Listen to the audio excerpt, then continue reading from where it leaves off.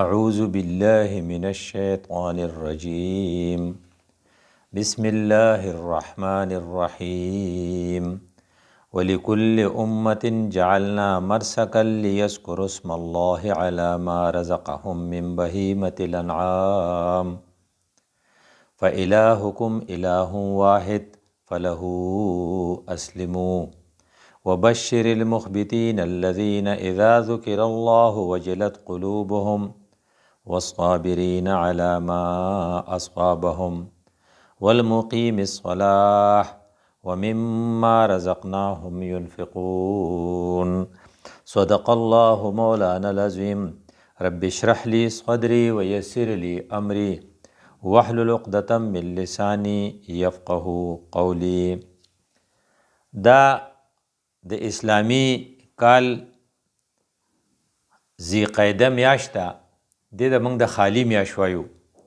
د دې 2-3 ورځې پاتې دي او د دې نه پس به انشاءالله په 30 جون یا په 1 جولای د ذوالحجې میاشت شروع کیږي. هغې ته موږ د لوی اختر میاشت وایو. د لوی اختر میاشت د اسلامي سال آخري میاشي او د اسلامی کال ړومبنۍ میاشت ته محرم یا موږ د اسان میاشت وایو. دا یو عجیبه اتفاق دی چې د محرم په میاشت کې هم قرباني شوې وه. حضرت حسین امام حسین علیه السلام د الله پر لار کې د یزید د لاسه شهید شوی او قرباني ورکړې وه. او د ذوالحجې یا د لوی اختر په میاشت کې په تاریخ کې د ابراهیم علیه السلام د بچي د اسماعیل علیه السلام قربانی مشهوره ده. گویا کې د اسلامی کال ابتدا د قربانی نه وه او انتها په قربانی وه. د دې وجه نه حضرت علامہ اقبال رحمت الله علیه ویلي ابتدا اس کی حسین ہے انتها اسماعیل. اسلامی کال څه دی؟ شروع د امام حسین د قربانی نه ده او ختمېدی د اسماعیل علیه السلام د قربانی نه ده. قربانی چونکه یو قیمتي عمل دی او د دنیا ټولې ترقۍ د قربانی او د سیکریفایس مرهون منت دی. د دې وجې نه هر هغه سړی چې هغه د خپلې زندګۍ د دنیا یا د آخرت ترقي غواړي په هغه کې د قربانی جذبه پکار ده. قربانی په حقیقت کې د شکر اظهار دی او شکر دومره فایدهمند عمل دی چې الله وی ما یفعل الله بعذابکم ان شکرتم و آمنتم. کو تاسو شکر کوئ نو خدای څه کار دی چې تاسو له عذاب درکوي. نو دا ډېر غټ اچیومنټ دی چې موږ د عذاب نه بچ شو. خو چې ته شکر ادا کې نو وی الله تعالی تعالی چې کوم نعمتونه درکړي نو چې په هغې ځان له سوچ کې او شکر ادا کې نو ړومبی فایده به دی چې خدای به د خپل عذاب نه بچ کړي. ان شکرتم کو تاسو شکر وکړو وی الله موږ له څه راکړو؟ وی الله تعالی عقل فهم سوچ او فکر درکړی د هغې اظهار د شکر تا د ایمان په صورت کې وکړو. نو کومو خلقو چې کلمه ویلې ده دی په حقیقت کې د خپل عقل فهم او د فکر او د سوچ شکر ادا کو. نو بیا ستا سره بل نعمت چې دی نو ستا اندامونه نو ستا جوړونه دي نو ستا لاس دي نو ستا تندی دی نو ستا زنګونان دي. دا هم د الله یو نعمت دی. نو د دې د شکر ادا کولو دپاره بیا مونږ مونځ وکړو. نو کم خلق چې مونځ کوي نو د وجود داسې یو ارګان یو داسې عضو یا داسې اندام به نه چا په مونځ کې نه استعمالیږي. نو زنګون پکې م استعمالیږي او تندی پکې م استعمالیږي او ایون پوزه پکې م استعمالیږي سجدې په حالت کې. نو کم خلق چې د اعضاو شکر ادا کول غواړي نو هغې مونځ کوي او په مونځ سره اظهار د شکر وشو د هغې انعام چې د اعضاو په صورت کې الله درکړی. او بیا دا چې تا ته الله تعالی داخلي یو قوت پتا کې یخو پوټنسي پریزرویشن اف سپیشیز چې د دې د برکته به ستا نسل برقراري او ته به میرات نشي که خیري الله به بچي درکوي او بچو له به دې بچي ورکوي.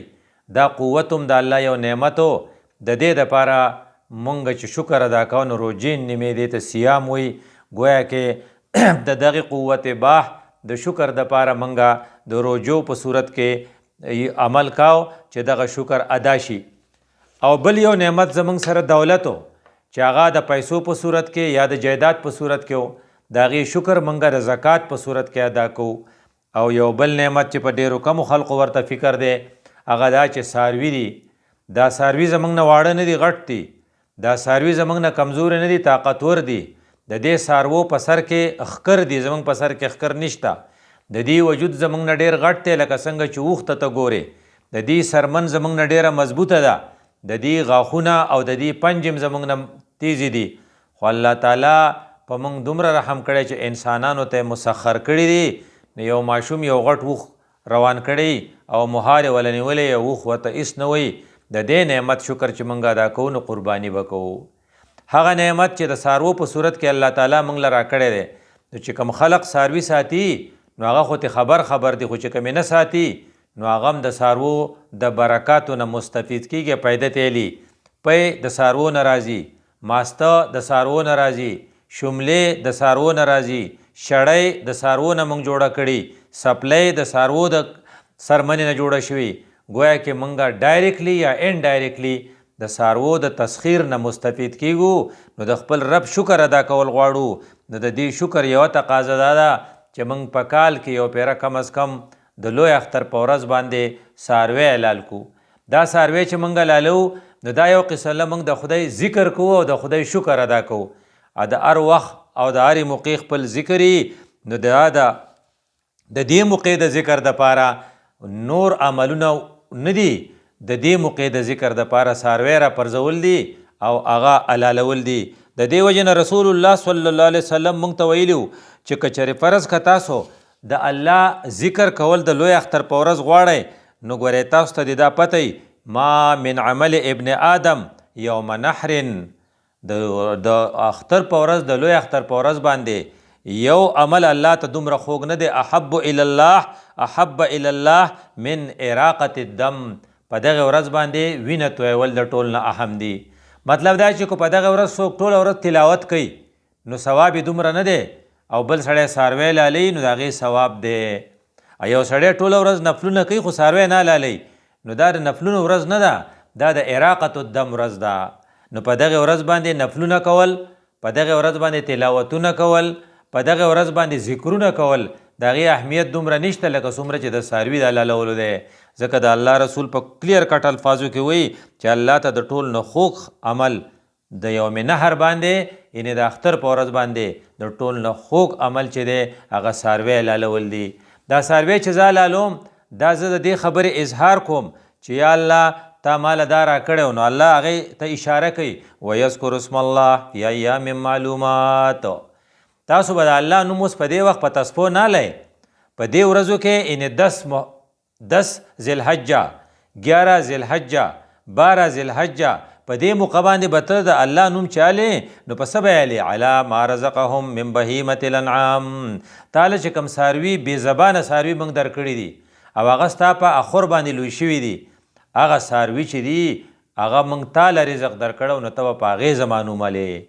یعنې په دې وخت کې به ته تسبیح نه اړې، په دې وخت کې به ته تلاوت نه کوې، په دې وخت کې به ستا سره چاړی اته به په دې باندې راکاږې زما نوم به پیالې. نو موږ د دې په جواب کې الله ته به څه وایو انشاءالله چې موږ قرباني کوو نو موږ به وایو چې الله تا ویلي زما نوم پې واله، نو موږ به وایو چې بسم الله. نو بل ځای کې راته بیا وایي ولتکبروا الله علی ما هداکم، او بل تاسو نه دا موږ تمه لرو چې ته به بیا الله تا ته چل خولی نو ته به د الله لویي بیان کې. نو موږ ځکه چې کله حلالو نو موږ وایو بسم الله، نو ورپسې وایو الله اکبر. او بیا موږ د دې خبرې اعتراف به کوو چې زما الله دا څاروی زما نه دی، دا خو تا ماله راکړی او تا ما ته مسخر کړی او زه په ده زورور نه وم. خدای تا داسې ما ته راکړی او د ده په خویونو کې د داسې خویونه ایښي وو چې زما ماشوم بچي هم دی کنټرول کولی شو. نو دا تا سخرها لکم، تا موږ له مسخر کړی. نو د دې وجې نه د حلالۍ په وخت کې موږ دویم لفظ دا وایو اللهم منکا، ربه دا څاروی تا ماله په دغه کې ملکیت کې راکړی، دا زما سره امانتو، خو ولکا دا ستا دپاره دی، زه ستا په نوم حلالوم. گویا کې د ټولو نه بهترین عمل چې د اختر د لوی اختر په میاشت کې ما تا ته رامخته کیږي هغه به قرباني. او دا قرباني یو حقیقت کې د الله یو ذکر دی، د الله ذکر به کې. نو د الله د ذکر چې کومې طریقې دي دا نورې چې هغه منځونه دي، روجې دي، او په هغې کې تلاوتونه دي او تسبیح اړول دي، هغه ذکرونه د نورو ورځو دپاره دي. په دې ورځ باندې اهم ذکر چې دی ایام معلومات، یعنی په دې ډیز کې سپیسیفیک ډیز دي، په دې ورځو کې به ته څاروی لالی او د الله تعالی بهترین ذکر دغه دی. دا ته چې کوم څاروی لالی دا ته یوازې نه لالی، ولکل امة جعلنا منسکا، انسانیت چې راغلی دی نو دا د څاروي لالول د هغوی دپاره قرباني د هغوی دپاره و. د نن نه 5000 سال پهلې یا 10000 سال پهلې چې آدم علیه السلام راغلی او د هغه بچي حابیل او قابیل، نو مایده کې ما ته اطلاع راکړه که نه چې هغې هم قرباني کړې وه. د دې وجې نه الله موږ ته وی وتلو علیهم نبأ ابن آدم بالحق اذ قربا قربانا، هغې هم قرباني کړې وه.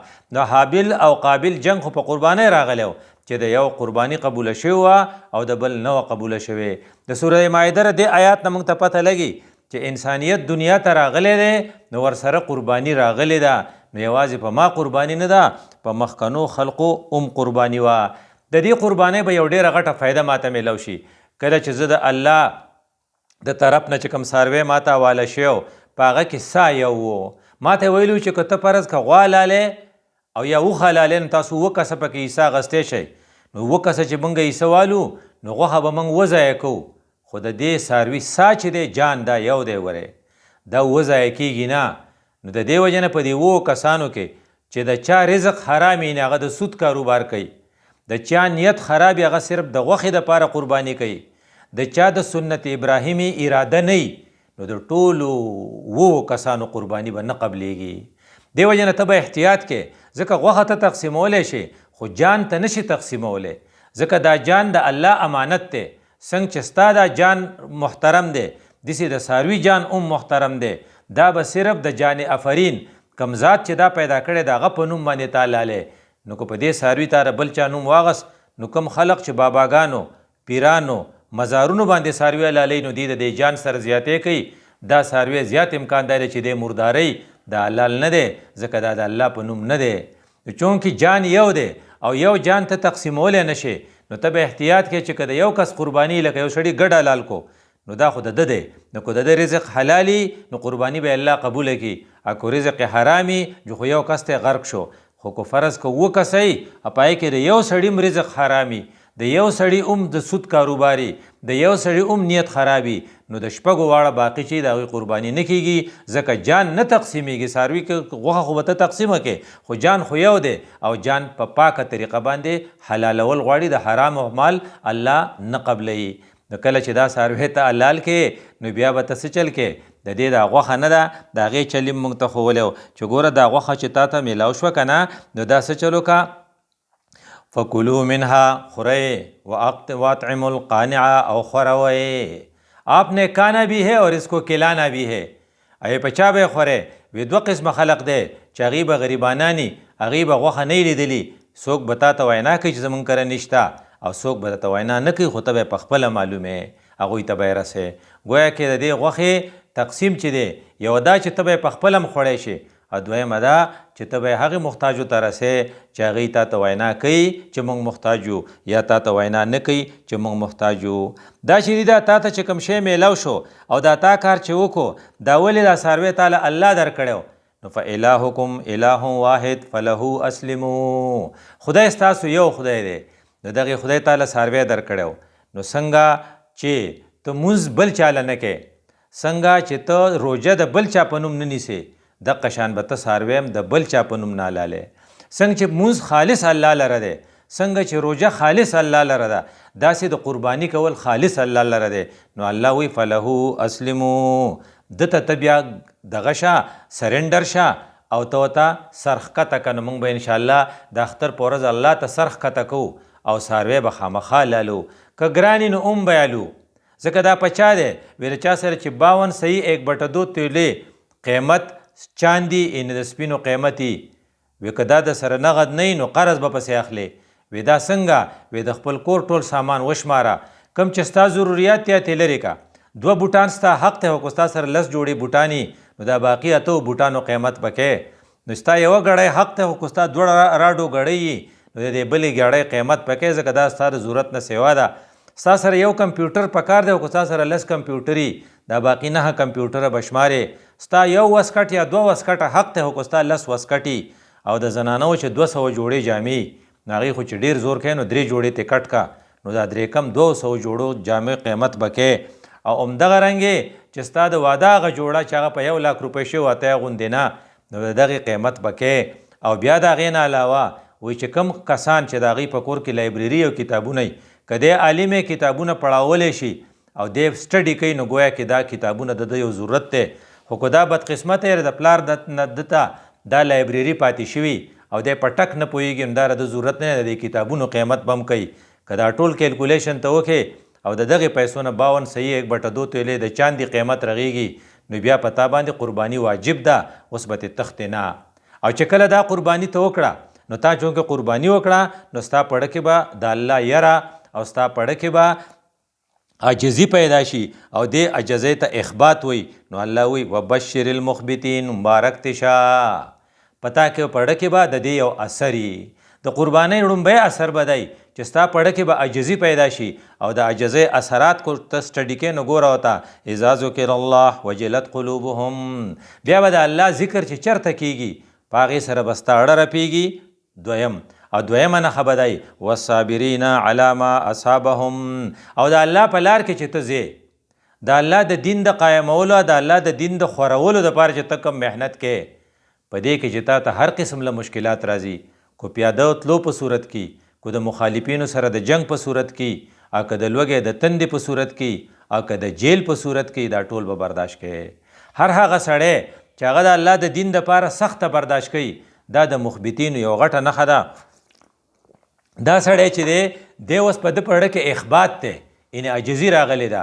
نو د عاجزۍ ړومبنۍ نښه دا ده چې د خدای قرآن په ده اثر کوي نړۍ ورسره رپېږي چې کله آیاتونه اوري. دا دویمه نښه یې دا ده چې دی به ډېر نازولی نه د الله د دین دپاره پیاده سفر ته به هم تیاري او د الله د دین د قایمولو دپاره به جیل ته هم تیاري او د الله د دین د جهاد دپاره به په افغانستان کې ګونتامابې ته هم تیاري. والصابرین علی ما اصابهم او بل والمقیم الصلاح مونځ به کوي. دا سړی به مونځ ګزاري. د دې دا مطلب چې کوم خلک قرباني کوي بیا مونځ نه کوي نو د قربانۍ اثر په ده صحیح نشته. د دې نه دا پته ولګوي چې قرباني د ده مؤثره نه وه او کیدای شي چې د په قربانۍ کې څه نقصان و ډېر د خپل نقصان ازاله وکړي او ډېر د خپلې کمۍ افاقه وکړي ځکه چې د قربانۍ اثر دا پکار دی چې د مخبت شي. د مخبت یوه نښه دا ده چې دی به بیا مونځ نه قضا کوي. ومما رزقناهم ينفقون دی به بیا شوم نه دی به بیا سخي دی به د الله د دین دپاره خپلې پیسې لګوي دی به چندم ورکوي دی به زکات هم ورکوي دی به عشر هم ورکوي او د قربانۍ څاروی که ګرانې که ارزاني د هر څه چې کوي په کال کې یو پیره ده خامخا به یې اخلي او دا به حلالوي. دا د یو ضرورت دی دا د یو فرض دی چې دا به کوي او کله چې دی دا کار وکړي نو څه چې کذالک سخرناها لکم لعلکم تشکرون.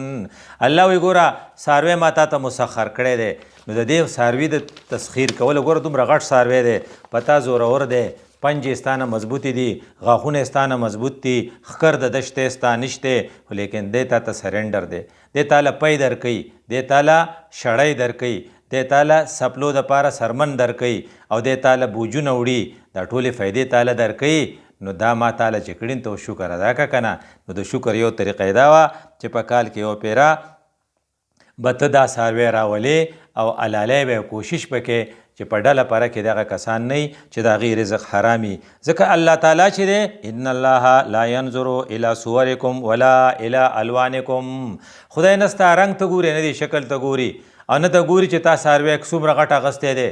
الله تعالی خو ستا اعمال ته ګوري او ستا اړه ته ګوري ولکن ينظر الى قلوبکم و اعمالکم ستاسو عمل ته ګوري او ستا نیت ته ګوري. نو په کار ده چې ستا نیت ښیي نو چې کله دا کار ته په ښه طریقه کوي دې ته احسان وایي. نو الله بل ځای وایي وبشر المحسنین څوک چې د احسان معامله کوي هغې ته مبارکي ورکړه الله تعالی مبارکي درکوي.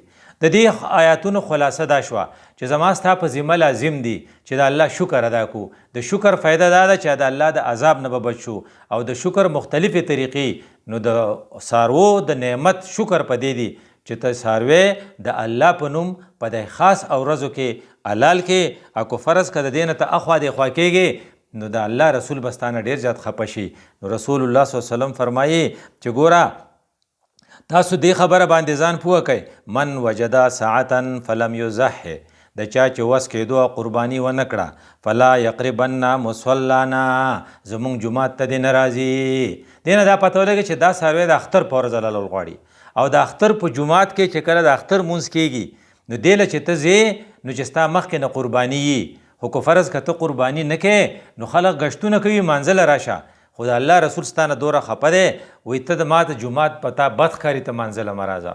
د دې نه دوو خبرو پته ولګېده یوه دا چې قرباني ضروري ده دویمه دا چې دا قرباني په کلو کې ده د حج قرباني نه ده ځکه چې په حجیانو باندې د اختر مونځ نه وي.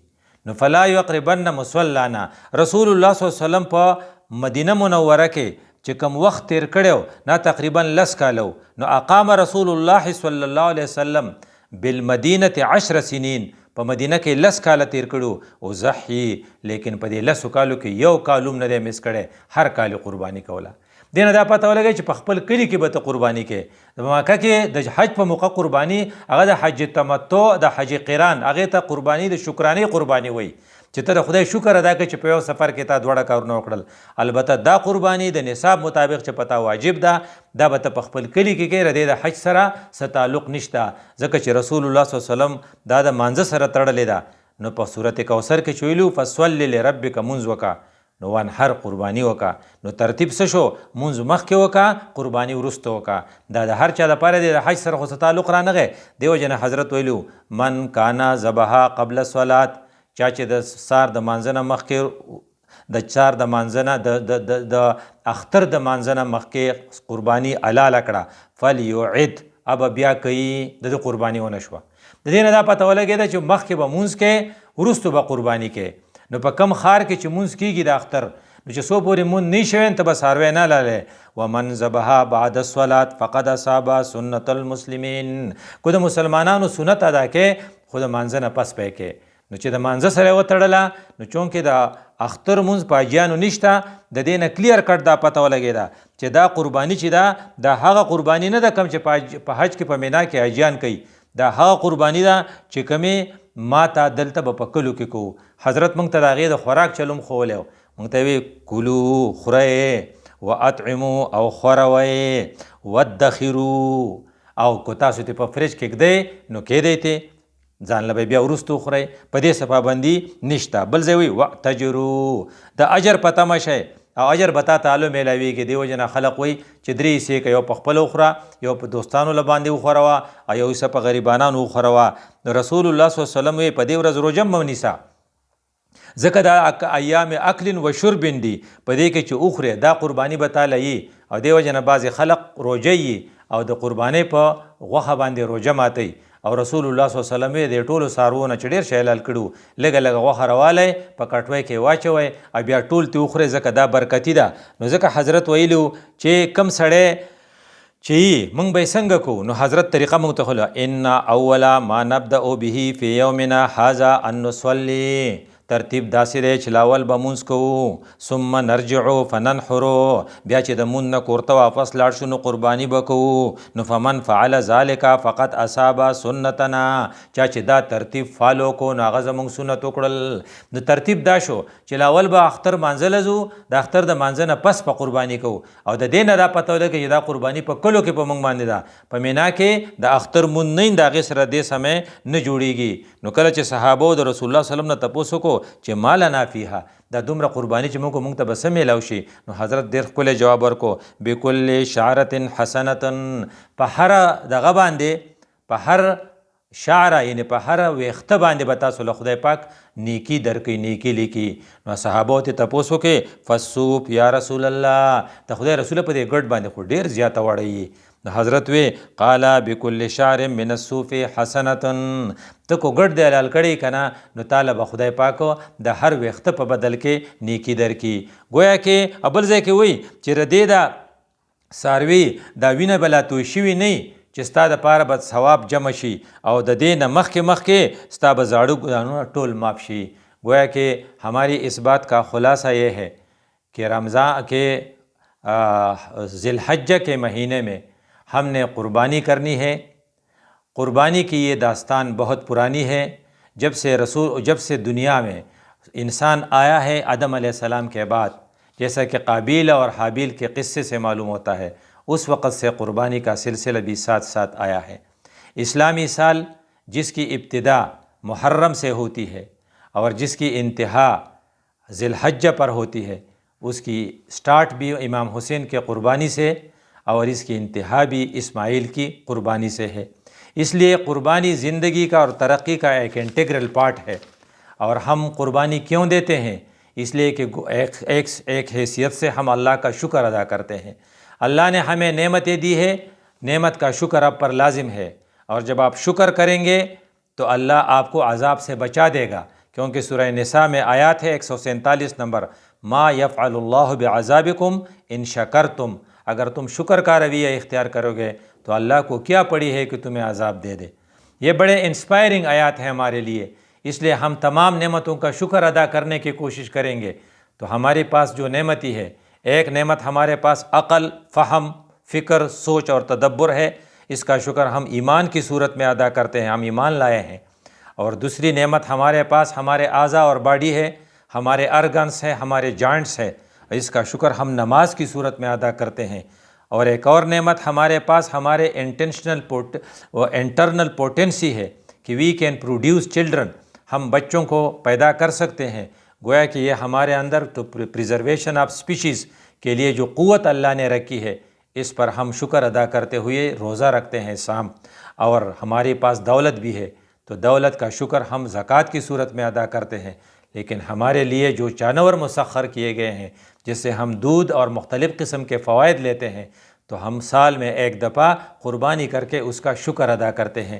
قربانی ہم پر لازم ہے جس کے پاس 52 صحیح 1/2 تولے کے چاندی کے برابر نقد رقم ہو، اور اس نے قربانی کرنی ہے، چونکہ جانور کی ایک جان ہے، اور اللہ نے جانور کی جان پر قفل لگایا ہوا ہے کہ یہ کسی کے نام پر نہیں لیا جائے گا، اسے ذبح نہیں کیا جائے گا، اس کی چابی صرف اللہ کا نام ہے، تو اسے ہم اللہ کے نام پہ ذبح کر دیں گے۔ اور جب آپ اسے اللہ کے نام پہ ذبح کریں گے تو گویا کہ آپ نے شکر ادا کیا۔ اس لیے ہم قربانی کرتے وقت اس کا اظہار کریں گے، بسم اللہ بسم اللہ اللہ اکبر، کیونکہ اللہ نے ہمیں کہا تھا کہ لیذکر اسم اللہ، تاکہ آپ اللہ کا نام کا ذکر کریں۔ تو علی ما رزقہم من بہیمۃ الانعام، اس وقت اللہ کا ذکر تسبیح سے نہیں کرنی ہے، نمازوں سے نہیں کرنی ہے، قرآن کی تلاوت سے نہیں کرنی ہے، اس وقت اللہ کا ذکر بہیمۃ الانعام یعنی پالتو جانور کو ذبح کرتے وقت کرنی ہے۔ اس لیے رسول اللہ صلی اللہ علیہ وسلم نے فرمایا کہ اس وقت سب سے بہترین عمل اللہ کی نگاہ میں اراقۃ الدم، جانور کو ذبح کرنا ہے۔ گویا کہ ہم جانور ذبح کرتے ہیں تو اللہ کا نام بھی لیتے ہیں، وَلِتُكَبِّرُوا اللَّهَ عَلَىٰ مَا هَدَاكُمْ، اور اللہ نے تمہیں ہدایت دی ہے تو آپ اللہ کی کبریائی بیان کریں، تو ہم بسم اللہ کے بعد اللہ اکبر کہتے ہیں۔ یہ جانور چونکہ ہمارے پاس اللہ کی امانت ہے، ہماری اپنی نہیں ہے، اس لیے ہم ساتھ ساتھ یہ بھی کہتے ہیں اللہم منک، یا اللہ یہ جانور تمہاری طرف سے میری ملکیت میں آئی تھی عارضی طور پر، ولکا، اور یہ تمہارے ہی لیے ہے، اس لیے میں تمہارے نام پر اسے ذبح کرتا ہوں۔ ذبح کرنے کے بعد اللہ نے ہمیں سمجھایا ہے فَكُلُوا مِنْهَا، آپ اس سے اس کا گوشت کھا سکتے ہیں، آپ اسے کھائیں، وَأَطْعِمُوا، اور لوگوں کو کھلائیں، اور اگر آپ اسے ذخیرہ کرنا چاہتے ہیں تو اس کا کچھ حصہ آپ ذخیرہ بھی کر سکتے ہیں۔ اور جن لوگوں نے اس کام کو میں لیت العل سے کام لیا اور یہ کام نہیں کیا، تو پھر اس بات کے لیے تیار رہے کہ اللہ کے رسول ان سے اتنا ناراض ہے کہ وہ کہتے ہیں کہ فلا یقربن مصلانا، ان کو چاہیے کہ ہماری عیدگاہ میں نہ آئے۔ گویا کہ اللہ کی رسول کو ان سے نفرت ہے، تو اس نفرت کا سامنا ہم نہیں کرنا چاہتے، اس لیے ہم ضرور قربانی کریں گے۔ اور جب قربانی کریں گے تو اس کے اثرات، پہلی چیز وبشر المخبتین، ہمارے دلوں میں اخبات پیدا ہوگا، تضرع پیدا ہوگی، عاجزی پیدا ہوگی، فروتنی پیدا ہوگی، اور جب پیدا ہوگی تو اس کے اثرات کیا ہوں گے؟ اذا ذکر اللہ وجلت قلوبہم، جب بھی اللہ کا ذکر کیا جائے گا ہمارے دل لرزیں گے، ان لوگوں کے دل اللہ کے ذکر سے لرز جاتے ہیں۔ اور دوسری صفت جو ہمارے اندر اس کی وجہ سے آنی چاہیے، والصابرین علی ما اصابہم، اقامت دین کی جد و جہد میں ساری مشکلات کو برداشت کرنے کی صلاحیت پیدا ہوگی۔ اور اس کا ایک اظہار یہ ہوگا والمقیمین الصلاۃ، کہ ہم نماز قائم کریں گے، نماز کی پابندی کریں گے، ومما رزقناہم ینفقون، اور ہمارے اندر انفاق کی صلاحیت اور انفاق کی عادت پڑ جائے گی، اور اس کے ایک مظاہرہ ہم قربانی کی صورت میں کریں گے۔ اقول قولی ھذا استغفر اللہ لی ولکم ولسائر المسلمین۔